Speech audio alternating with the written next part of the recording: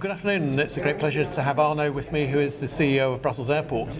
And just one or two questions really to be clear in my mind and obviously in the mind of others. How have you been seeing traffic developing this year? Because obviously by 2011 you'd recovered to previous peaks.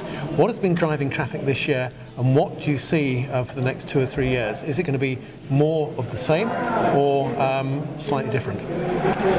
Well, traffic has been quite resilient in 2012. We have seen some moderate growth, but I think in the context of the economic crisis, I think we are quite pleased with what we have seen. 2011 was an exceptional year when we had a 9% growth, basically, including the recovery from the ash cloud of 2010. So we are quite pleased with what we see. What we've seen in 2011 and continuing in 2012 is a growth in transfer traffic. Okay. Transfer traffic grew by 33% in 2011 and by another 10% this year so far. Okay. And clearly the effect of the Airlines hub that we are developing. Indeed, in December 2009, Brussels Airlines joined Airlines, and since then we have been working with them and with Lufthansa to develop a Star Hub at Brussels Airport. And what do you see the scope for that? Because as you say, that's absolutely fundamental, because here is another network that comes into the Star Alliance, gives travellers opportunities, particularly with SN's very strong network into Africa. Where do you see the growth coming from? Is it going to be more transfer traffic being fed through as the network continues to develop? Or is it going to come from new airlines starting new services? Because you've seen some of that as well over the last 2 or 3 years.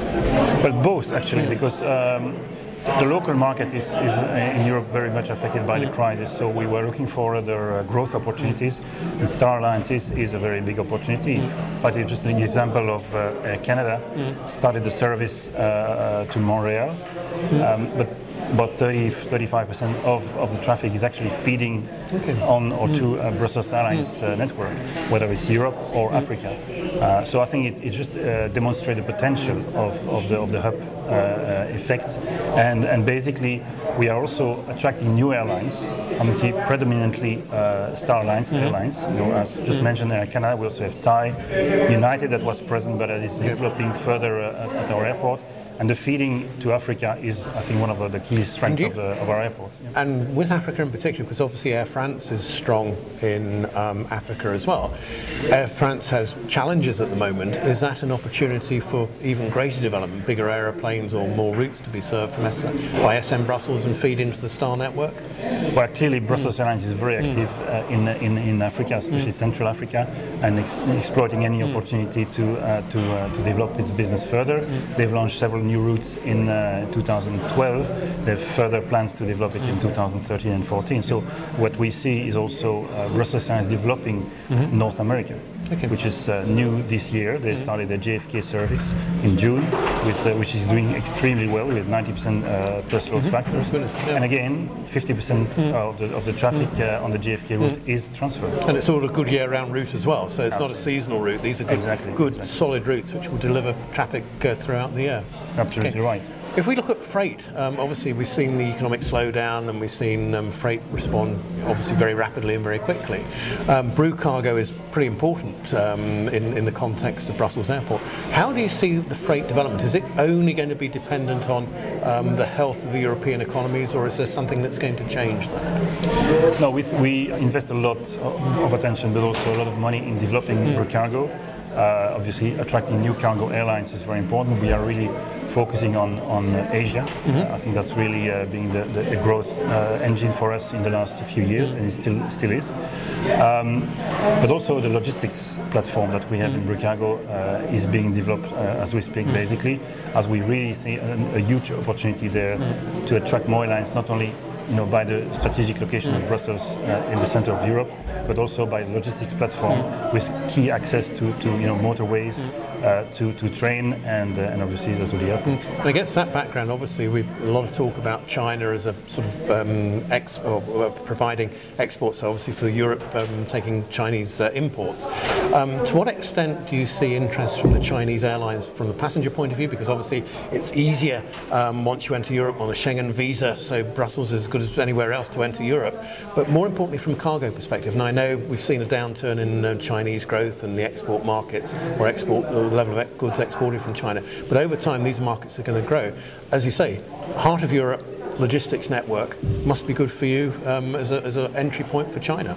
Absolutely, it is. And we already have some cargo services to and from China, and we are actually currently discussing with Chinese Airlines to expand that further, because there is a big potential for Chinese Airlines entering Europe. And is this only going to be star carriers? So is it only going to be Air China, or are we going to see other carriers? It's not necessarily star carriers. Okay. I mean, we are not exclusive. Very encouraging. It can be indeed, because we really want to also diversify the number of the airlines that are present at Brussels Airport. Okay, so if you were to sort of sum up in a sentence or two, what are the key issues that you see for the next 2 or 3 years, and what actions can you take to ensure the best possible outcomes? Well, the key issues or the key challenges that we see for the next 12 to 24 months is basically, obviously, as every airport, the economic crisis, which is taking its toll on our activity. So if we leave that on one side, that's very clear. That's given for everybody. Yes. So things that are broadly in your control. And then we have a few other elements. The first one is Brussels Airlines, and it's no secret, but Brussels Airlines is having some problems at the moment. Its profitability is down, and it's actually losing money. So we are really facing a challenge to say, okay, how can we best support Brussels Airlines in its efforts to go back to profitability? Another challenge for us really is the level playing field between main airports like Brussels and regional airports that are, at least in Belgium, heavily subsidized. Okay, absolutely. Yes, I think I know who you mean. Really, to the benefit of one low-cost carrier, very well known, is something that has to change, because it's really detrimental for not only the airport and Brussels Airlines, but also for the whole country in terms of jobs.